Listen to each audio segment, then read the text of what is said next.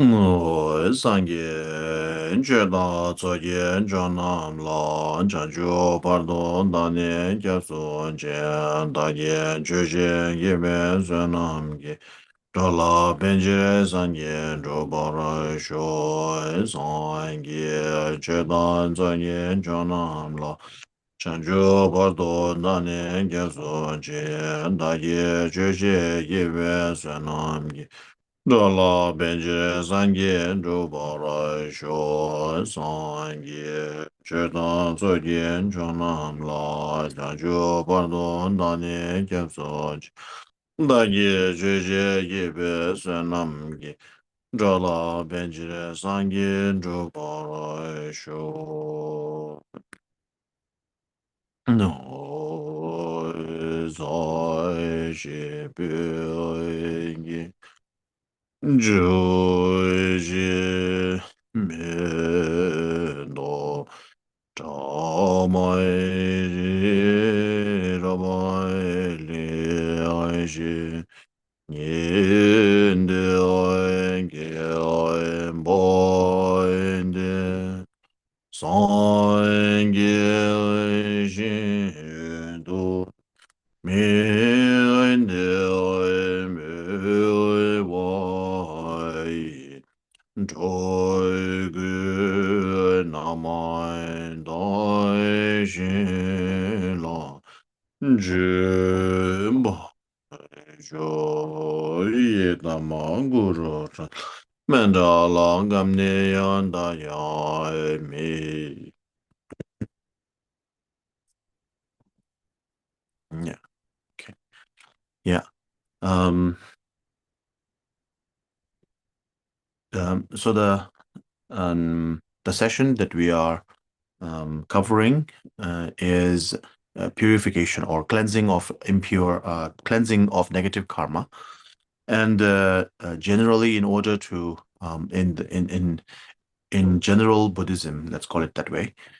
Generally, in Buddhist practices, the best way, the only method, let's call it that way, the only method to purify your negative karma in is to do so by the four powers, and the four powers are the powers of reliance, regret, um, remedy, and resolve. Um, so these are the four powers. So the reason it's called a power is it has the power to purify your negativities. Uh, of course, this chapter is known as the purification ritual through the Vajrasattva practices. So Vajrasattva is an additional practice. It's based on Vajrayana teachings. In general Buddhism, in order to purify your negativities, you have to go through the training of four powers. Okay, now I will go to the book directly. It's on page number 265, and it's called The Four Powers. In English, it's on page 265.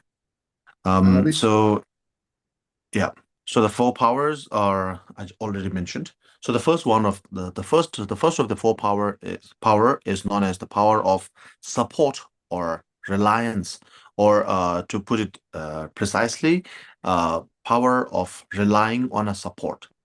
So in some books you will read it as support, some book you will read it as reliance. So basically there is a support object to whom or to which you rely upon.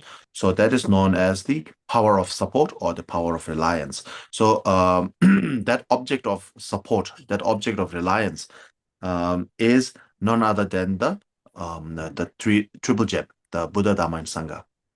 So even though the object of reliance is the triple gem in general, but due to the practice of Vajrasattva, this particular chapter is based on Vajrasattva. So in this particular context, the support or the object of reliance in this particular case is none other than Vajrasattva himself. But in general, it can be the three jewels, or it can be your own guru, uh, and who can be the object of refuge. So the idea behind object of refuge is that if you are drowning, then you would need someone who is not who has not drowned or who is not drowning to lift you up from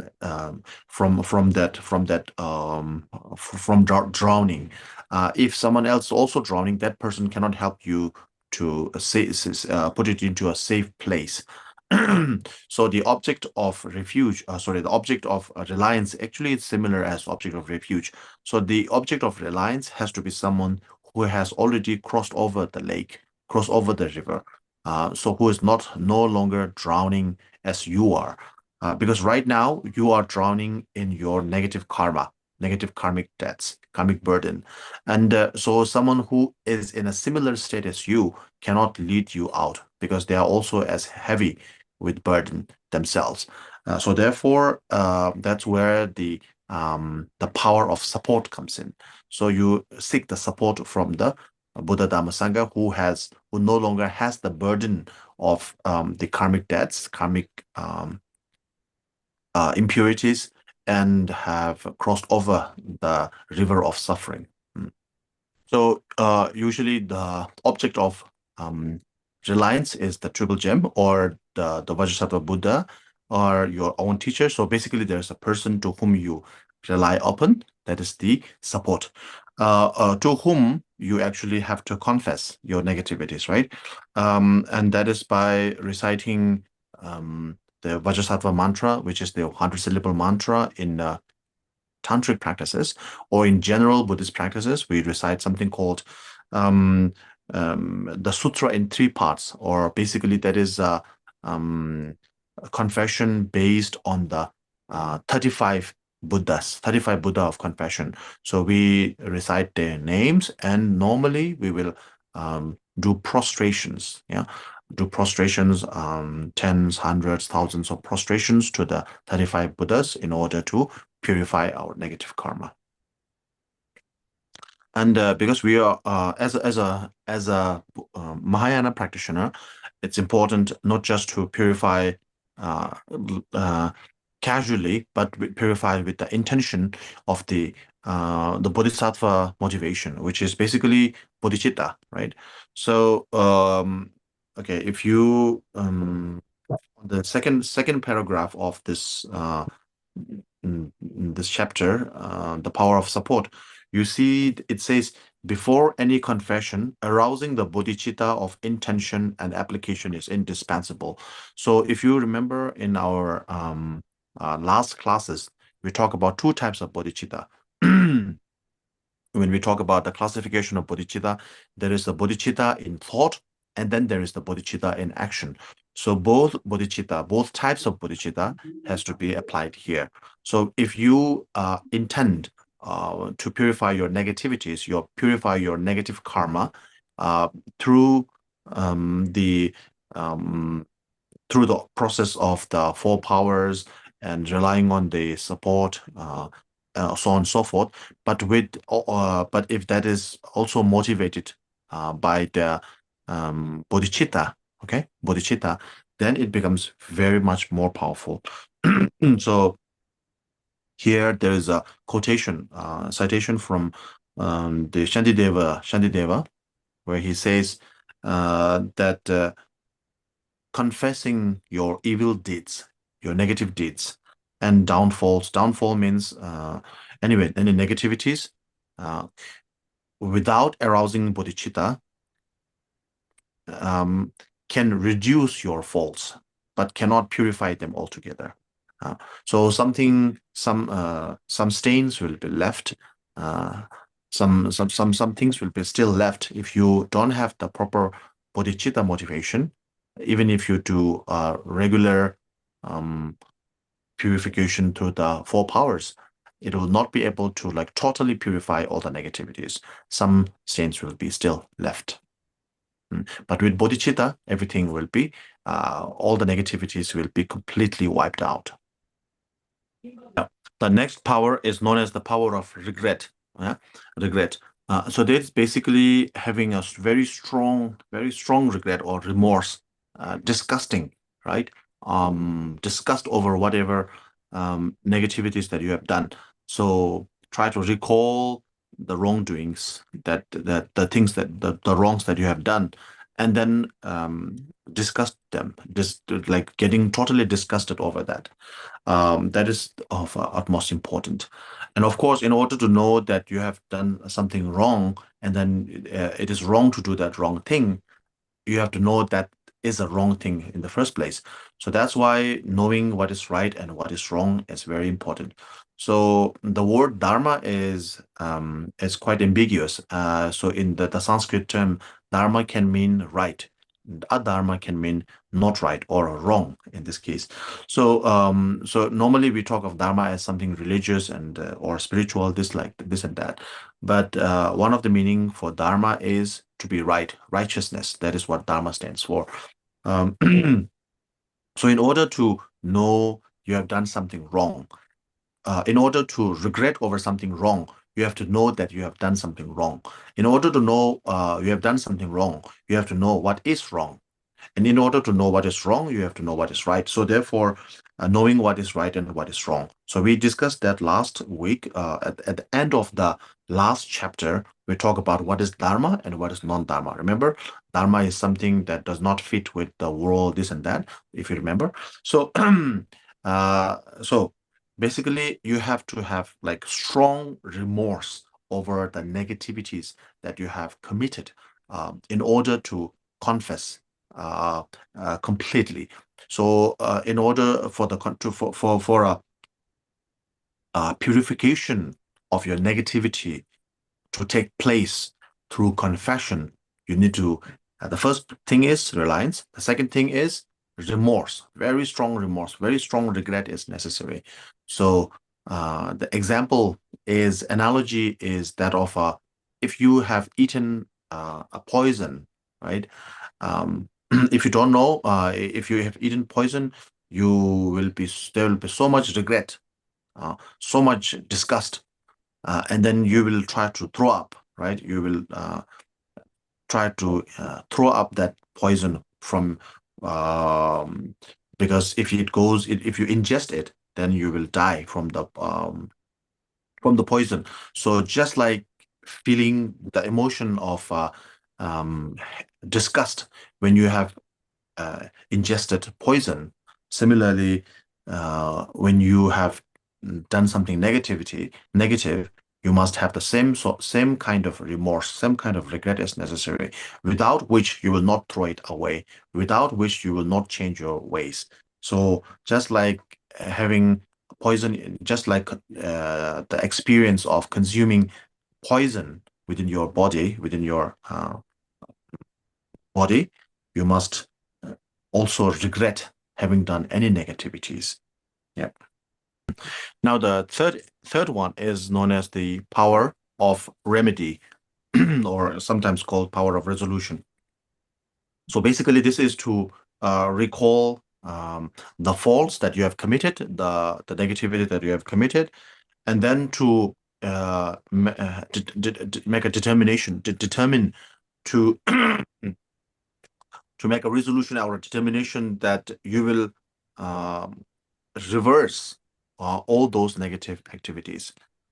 Whatever, because previously on the second chapter, you have um, regretted doing all the negative things. Killing a sentient being, killing an insect. So you regret having killed an insect, and now the third one is uh, to do um, to make a resolution not to kill any insect from now on, because the negativity, the karmic debt, the negative karma of killing an insect, you have strong regret over that. But if you have the regret only, and if you do not resolve to not to kill the insect in the future, you will still have the negativities coming along. So it's like getting rid of. So for analogy, it's like throwing up the poison that you already consumed. That's a good thing, right? You throw away all the poison in you from your stomach. You throw up, but you you keep eating more poison. So you throw up one poison, but then you eat more poison. So it's the same thing. So what you have to do is once you throw up the previous poison, now you should stop eating more poison. So that is the third one. That is the power of resolution or the power of remedy. So basically, after throwing up your negative karma, after throwing up your poison, now you should stop consuming more poison. Okay. So poison here is the non-dharma, the negativity, the wrong, right? So you must stop committing anything wrong from now on. If you don't make a strong resolution that you will now no more do anything negativity, let's say killing an insect. If you don't make the resolution that I will no more kill an insect from now onwards, then the negativity of killing an insect will never be purified. Even though you have strong regret over that, oh, I'm so sorry to kill that bug, right? You say like that. But then if you don't make a resolution that I will no longer kill any bug from now on, if you don't make that resolution, then the negative karma of killing a bug will never be purified. You will still have the negativities coming along. So it's like getting rid of. So for analogy, it's like throwing up the poison that you already consumed. That's a good thing, right? You throw away all the poison in you from your stomach. You throw up, but you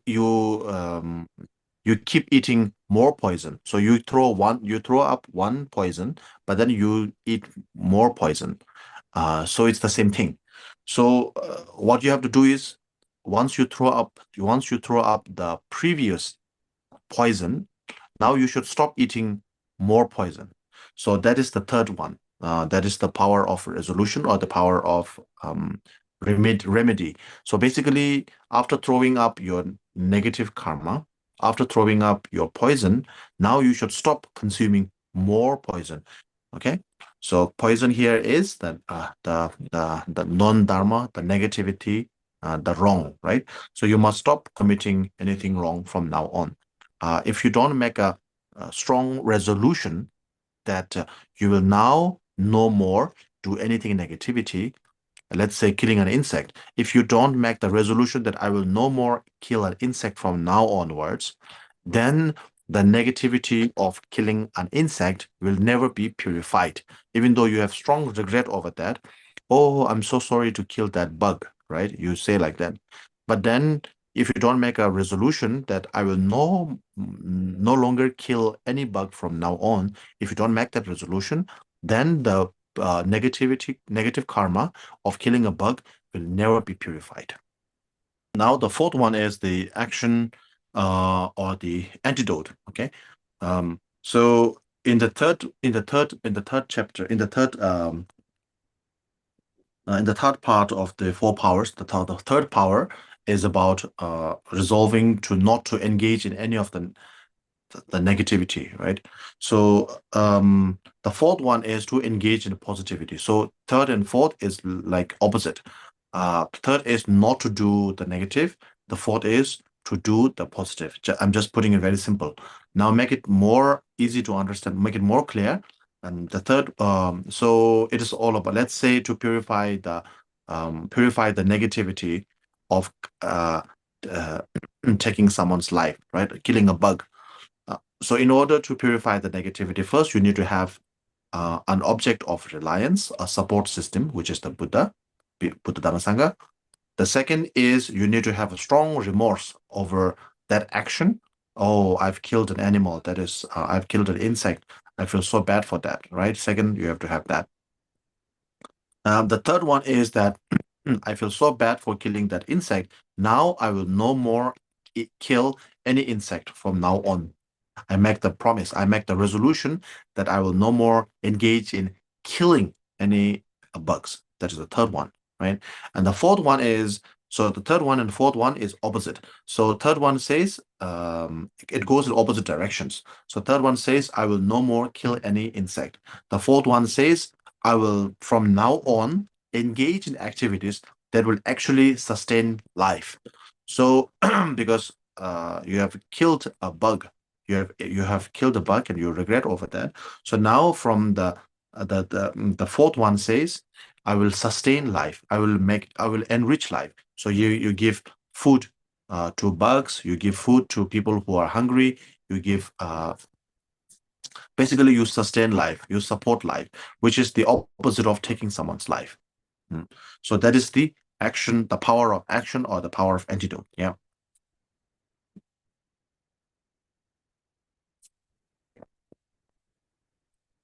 I think Mr. Hong got disconnected.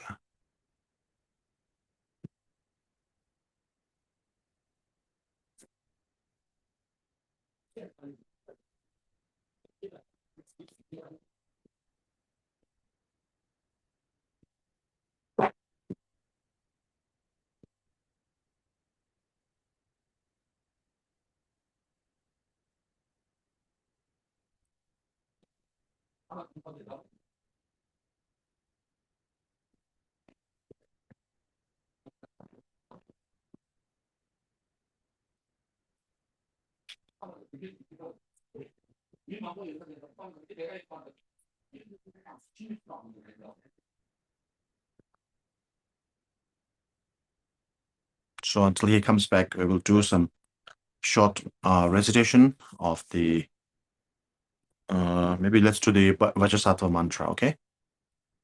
Om Benza Sado, Om Benza Sado, Om Benza Sado, Om Benza Sado, Om Benza Sado, Benza Sado, Om Benza Sado,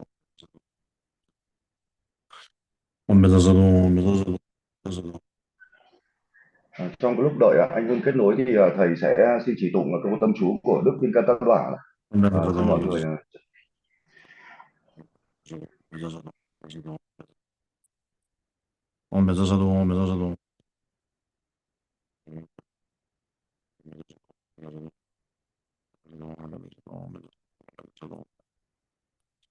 Om Benza Sado, Om Benza Sado, Om Benza Sado.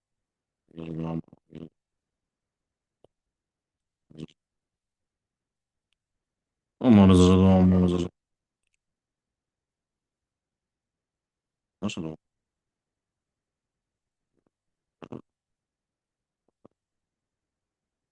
Om Benza Sado, Om Benza Sado, Om Benza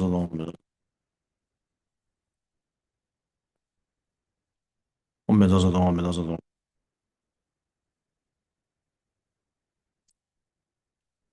Om Benza Sado, Om Benza Sado. Om Benza Sado, Om Benza Sado. Om Benza Sado. Okay. Mr. Hong is back.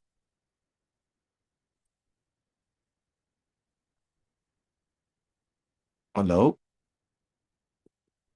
Yeah. Rinpoche La. Yeah. So Rinpoche La, I'm did you sorry, miss I the just last?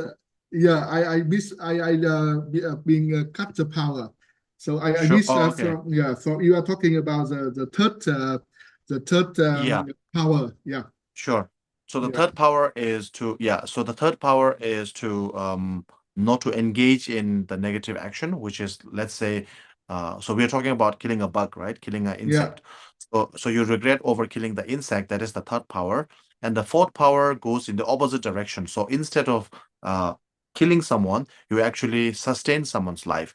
So the fourth one, if you steal from someone and you regret over that, you give something to someone, right? That is the opposite of stealing. If you take someone's life, you give, you cannot give life per se, but you can enrich someone's life. So make someone's life more meaningful, more worthwhile. Be it to a human being, be it to a insect, whatever. So by engaging in the opposite direction of the negative action that you have committed, you can actually purify. That is the fourth one. That is the antidote, it's called. So basically going the opposite direction of the negative action that you have committed. That is the applying the antidote. Yeah. So there's a story in this book. Okay. So this is during the time of Tongkhor Rinpoche, Gambopa, basically. Gambopa's time. So there's one meditator. So in order to sustain his life, live as a meditator. Life is his life is frugal. He has some difficulty. So in order to sustain his life, he sold some of his books, very holy books, sacred books. So engaging in sales of holy books, holy books is also negative karma. Okay, so he told Thakur Rinpoche, Gampopa, that I remember doing in my past. I remember selling holy books in order to sustain my life, and now I regret doing that. Basically, he's making profit of holy books. Okay, so the same goes with making profit of by selling statues, making profit by selling holy books, etc. Okay, anyway, so so he told him that, and then Thakur Gampopa said that okay, then print books.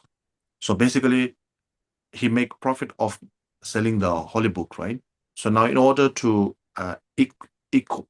equalize the negative karma accumulated from making profit from making sales of the holy books, now you have to equalize that with by printing more books, because by books you educate people, right? So this is how you equalize. So anyway, so Gampopa told him to print books, and then when he started printing books and distributing books, so yeah, maybe just to put it here, so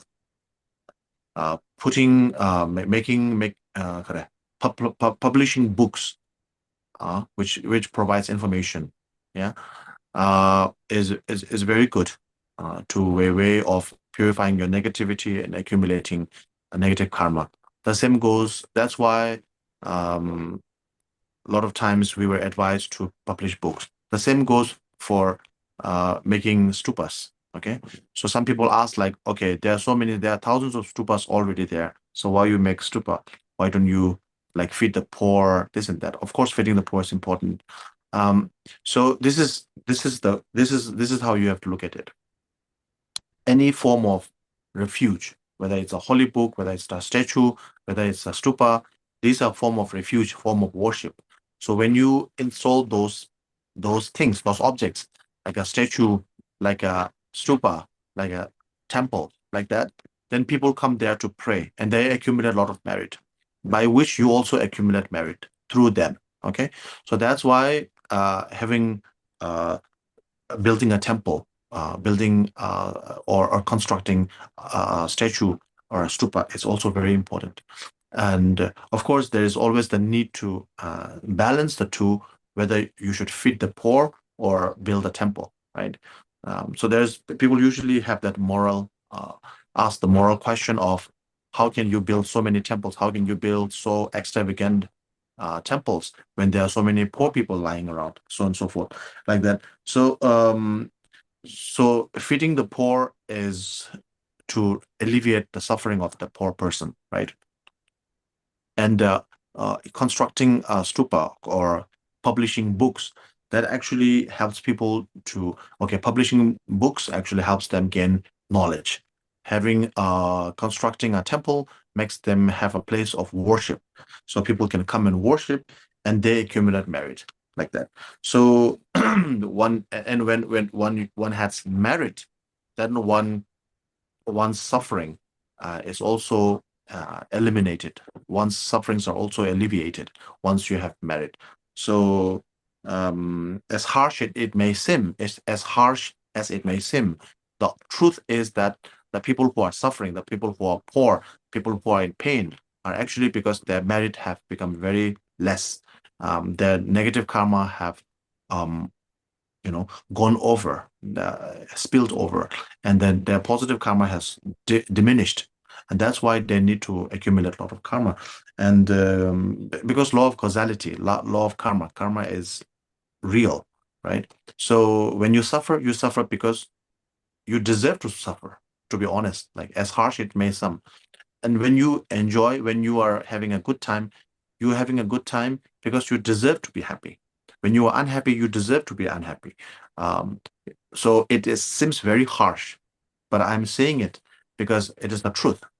When you are unhappy, you deserve to be unhappy because you actually accumulated the negative karma to be unhappy. Okay, so you are to blame for yourself, all the unhappiness.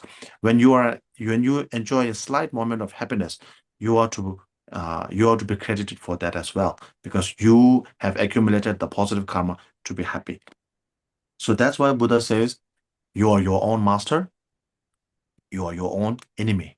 You're your enemy, so you bring suffering for your own to yourself. You're your master because you bring happiness for yourself. So basically, yeah, that is the fourth one is to engage in that and engage in the opposite direction of the negative action that you have committed. Yeah. Okay. Yeah. So the Gambupa, the meditator asked Gambupa that it's very so many distraction because he has to publish the book, this and that. So he asked, isn't it better just to meditate? And then Gambupa said, yes, that is the best method.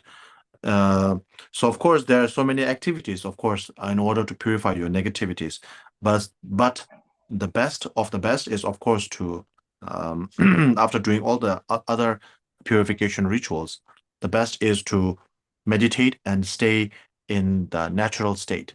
So natural state means to abide your mind in what is, simply what is, nothing more, nothing less, nothing holy, nothing unholy, nothing, just abiding in a natural state of the mind. Yeah. Dạ. Và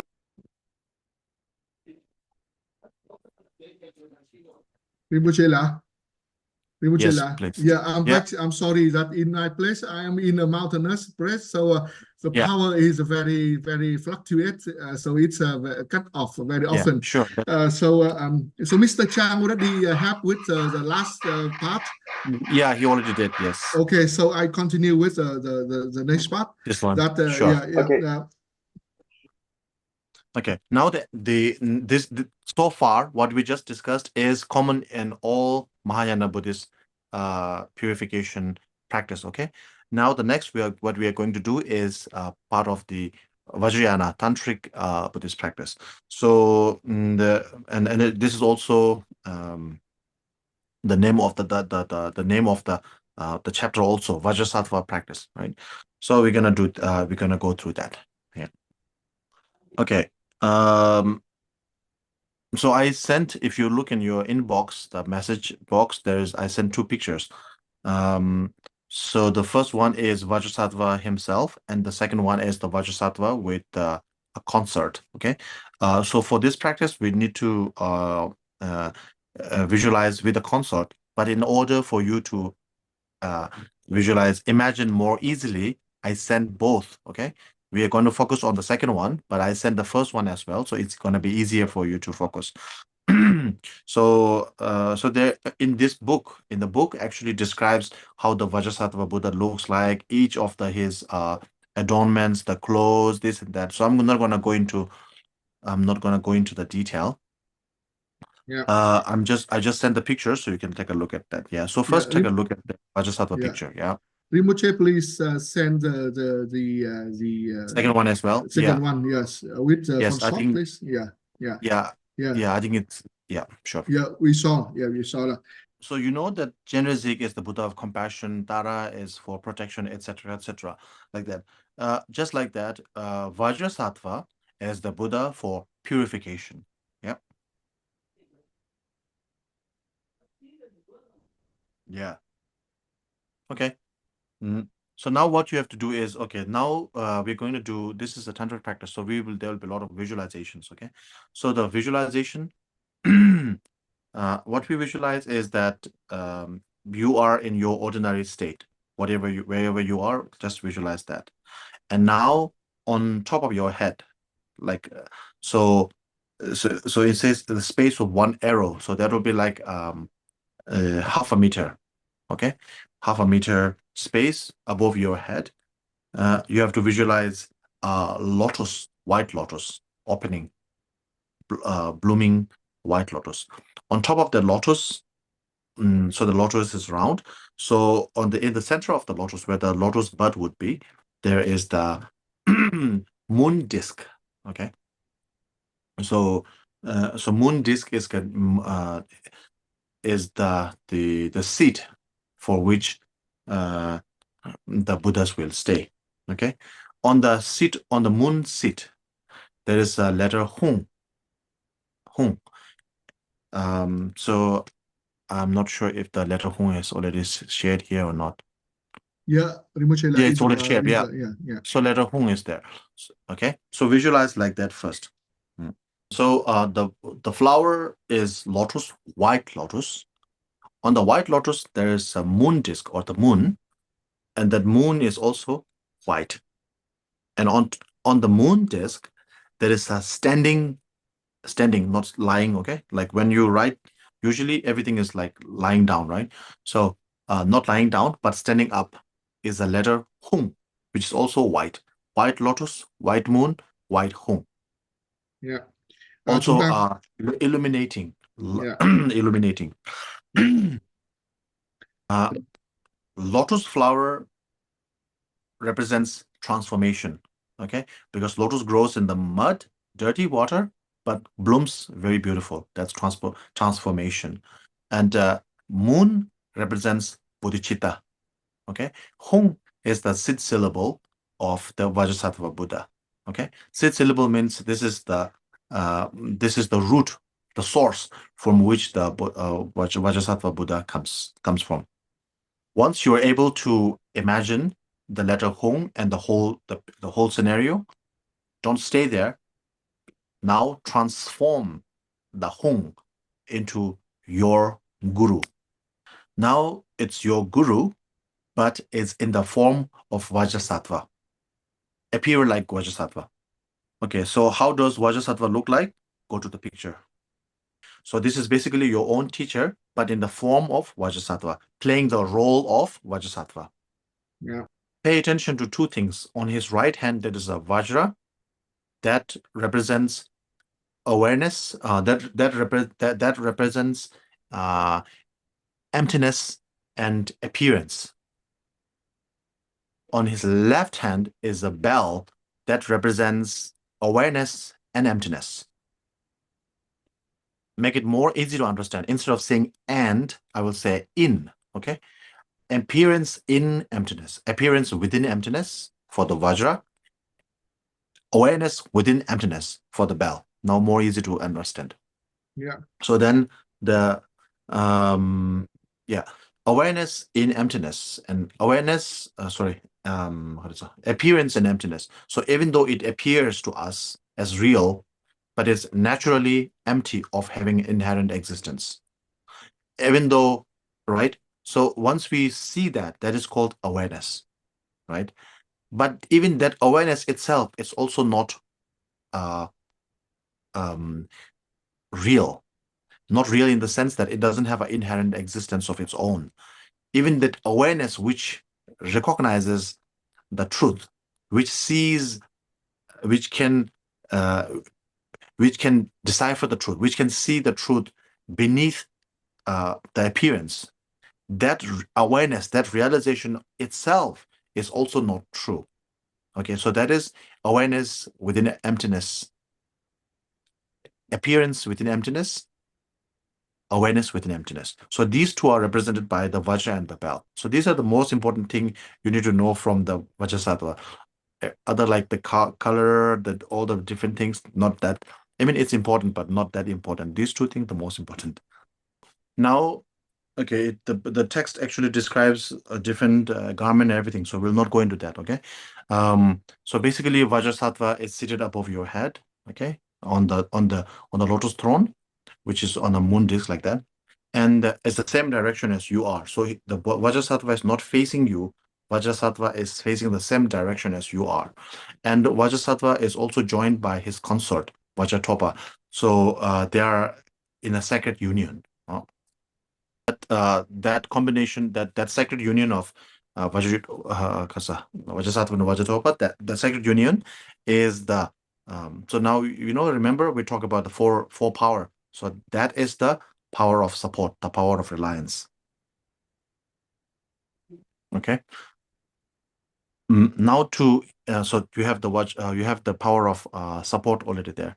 So now to that you have to do the power of that. Now the next is power of regret. So basically to that union you pray. Basically you confess your negativity, all the negative that you have done. Okay, killing animal, lying,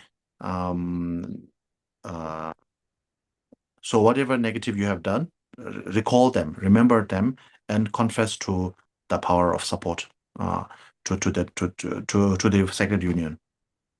Now, as you then all the negativity that I've done, all the bad things I've done out of ignorance, out of confusion, so on and so forth. I've been misled by my ignorance. So I purify. I want to confess all of that. You say that. So when you do that, then in the heart of Vajrasattva's heart. Before, remember, the letter Hung turned into the Vajrasattva, and Vajrasattva also has the consort. Now, at the very heart of the Vajrasattva, very small, like the size of a tiny seed, a grain of rice, okay? Like no, even smaller than that, like a mustard seed, very small, like a size of a mustard seed. That there is a small Hung, white Hung there, and it's so small, as if it's drawn by a human hair, very small, thin. Visualize like that, and from there, then you keep reciting the mantra Om Vajrasattva Samaya Manupalaya, like the 100-syllable mantra. Or as a beginner, you can recite Om Vajrasattva Hong, right? Or in Tibetan, we usually say Om Vajrasattva Hong. So anyway, Om Vajrasattva Hong, you can recite it. As you keep reciting the mantra, so you keep reciting the mantra. Yeah. So if you can, so now we come back to the letter Hung at the heart of Vajrasattva. Okay, so from the letter Hung at the Vajrasattva's heart radiates the full 100-syllable mantra Om Vajrasattva Samaya Manupalaya Vajrasattva Tunabharadameva, like that, in a clockwise circle. Okay, letter Om at the center, and then Om Vajrasattva Samaya Manupalaya Vajrasattva Tunabharadameva Sudokayameva, like that. So it goes in circle like that. And or if you, I think, did we share the short mantra, which is Om Vajrasattva Hong? Yeah, we did. Okay, we have that.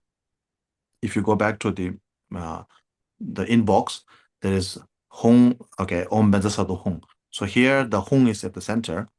Okay, and Om Benza, Om Vajrasattva Hong, like that. So like the Om Vajrasattva Hong in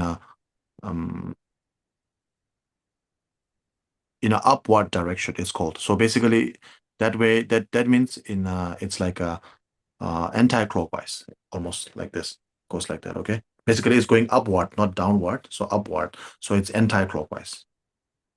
So one way is do that. Another way, as I said earlier, do the full 100-syllable mantra, but that's a little bit complicated, right? So we will do it later. So when you recite the mantra Om Vajrasattva Samaya Manupalaya, you can visualize on only the Om Vajrasattva Hung, the 6 mantras, yeah, the 5, right? Five mantras only. 5 syllables, sorry, 5 syllables. As you recite, you can recite, if you know, recite the full 100-syllable mantra, or not, you can recite the 5-syllable mantra Om Vajrasattva Hong, Om Vajrasattva Hong, and then visualize like that. Okay, going upwards, white in color, going upwards, so it's anti-clockwise. This is just for temporary measure. Okay, in later you have to visualize the 100-syllable mantra. Okay, but right now just the 5 syllable. Okay. Yeah. Okay, so let's focus on the simple one. Om Vajrasattva Hong, Om Vajrasattva Hong. So when you recite the mantra, so as you keep reciting the mantra, so there is, when you chant, there is a vibration. So as with the vibration, the Hong syllable, the 5 syllable which is circling at Vajrasattva's heart with the letter Hung at the center, actually drips with the nectar of compassion and wisdom.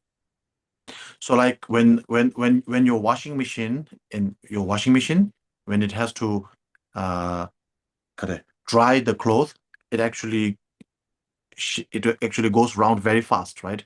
Goes Yeah. round very fast and then drips the cloth of the last drop of water. So every bit of water that is in the cloth, when you wash it, the drum, the cylinder in the washing machine goes very fast and drips all the water from it. So just like that, even though the syllable does not go dry like the cloth, but similar similar situation happened. So when you recite the Om Vajrasattva Hum mantra, the mantras go round. As the mantras go round, what happens, just like the drying of a cloth, the mantra drips with the nectar. Okay, nectar of compassion and wisdom. So the so the dripping, okay, the dripping of the nectar is not outside, it inside from the Vajrasattva Buddha. So the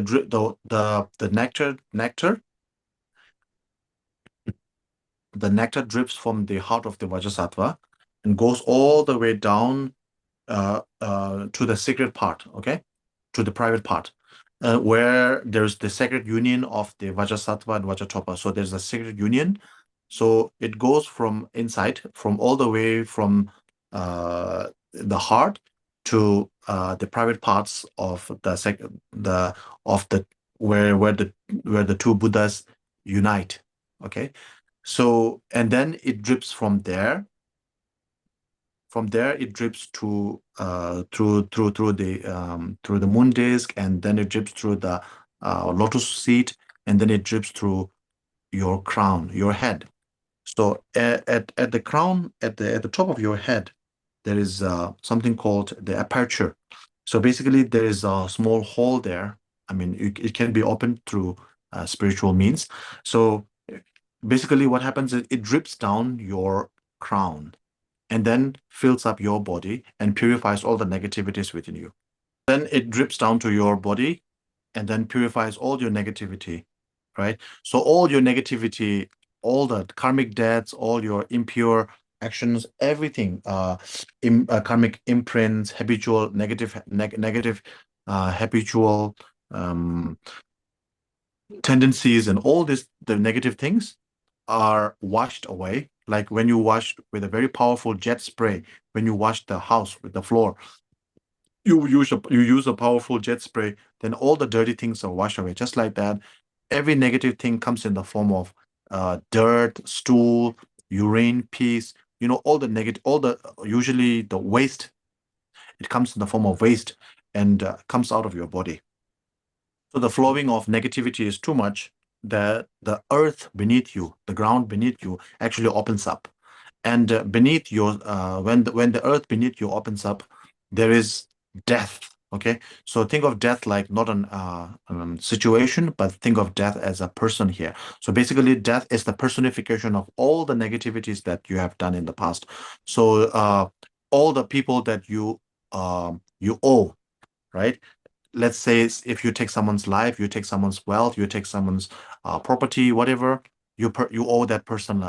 If you take someone's life, that you owe that person life. If you take someone's wealth, you owe that person their life, right? Wealth, like so on and so forth. So everything that you owe to anyone. So people, all the negativities.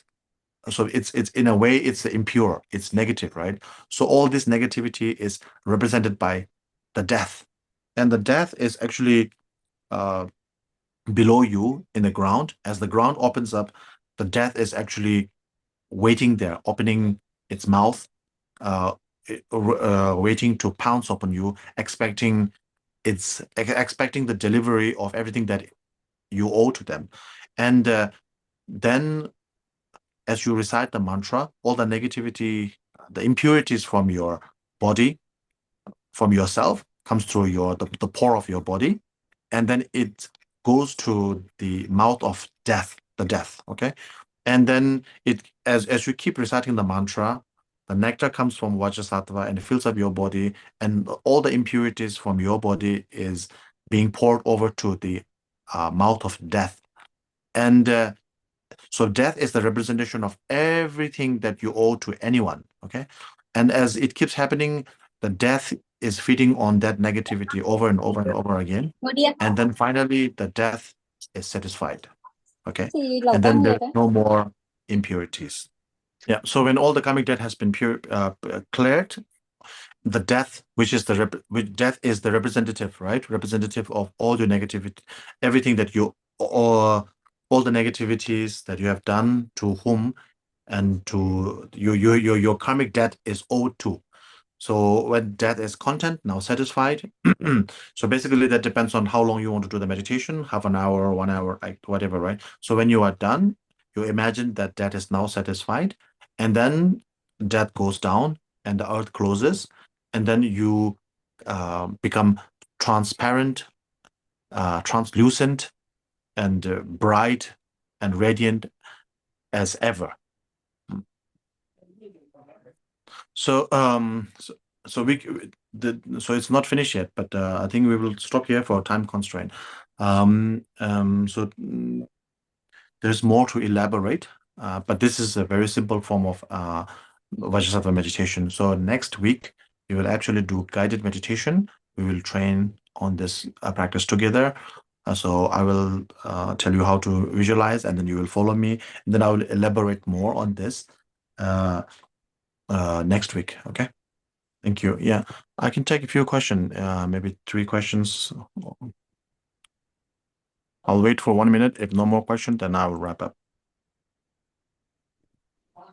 I think you can finish, Rinpoche, because I think Okay. there are no questions.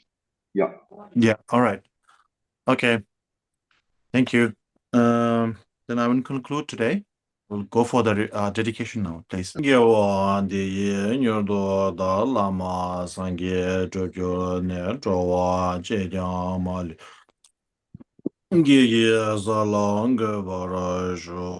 Janjo, Zemjo, Jembo, Jema, Banama, Giguro, Jingaba, Nyamba, Meba, Yankone, Gondo, Bewa, Sho.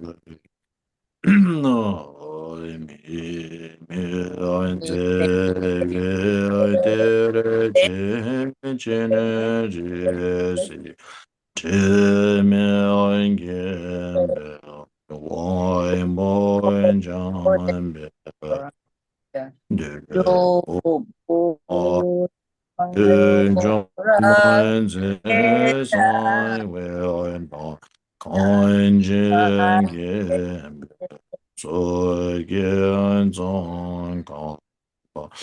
Loi zai tai be shai lai soi.